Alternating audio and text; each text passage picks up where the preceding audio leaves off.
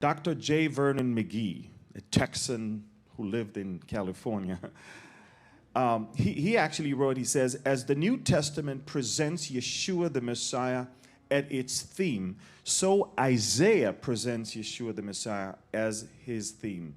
Isaiah has been called the fifth evangelist. The book of Isaiah has been called the fifth gospel. Messiah's virgin birth, his character, his life, his death, his resurrection, and his second coming are all presented in Isaiah with definiteness and clarity. You can see that also, of course, in the books of the New Testament as they quote. And I chose to put this now so you can see that the book of Isaiah has so many. By the way, we're going to, how do we do that with the, are we going to have this presentation available for everyone? Yeah, you don't have to take photos of every slide. You're going to be able to get it from the church later, okay? But as you can clearly see, 20 of the 27 books of the New Testament actually refer to Isaiah. 12 books of the New Testament contain direct quotations from Isaiah. Isaiah is often used to enforce and enlarge upon those passages that speaks of Christ. It is chiseled into the rock of the New Testament with the power tool of the Holy Spirit. I mean, you can just look.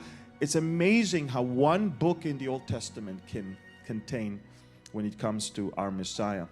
But all in all, it's just not just the Messiah. If you really look at the structure and the style and the content of the book of Isaiah in relation to the rest of the Bible, you can clearly see that Isaiah is like a mini Bible.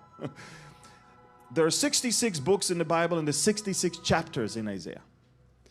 There are 39 books in the Old Testament and 27 books in New Testament, and there are 39 chapters on the law in Isaiah and 27 chapters on grace in Isaiah. It's very beautiful to see how the book of Isaiah is a reflection of actually the entire Bible.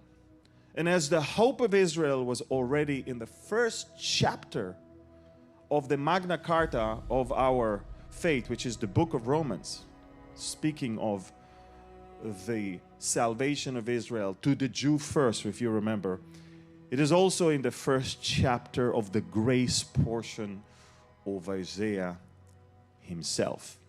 An amazing prophet who lived to see, unfortunately, the very last days of the kingdom of Judah and Israel at the time before the diaspora to Babylon. And when we come to examine Isaiah chapter 40, verse 1, and also verse 2, we have to ask ourselves the question, who is Isaiah really talking about? Because the Hebrew, and that's where I have a tiny little advantage here, the Hebrew is using an interesting language here. It says, and I want you to look at each other right now, and say the Hebrew words, Nachamu, Nachamu Ami. The tissue papers are here. Nachamu, Nachamu Ami. The word Nachamu, it means comfort. But it is, listen to this now, it is in the plural case and the imperative case. It's a command to a group of people to comfort God's people. Do you understand what I just said?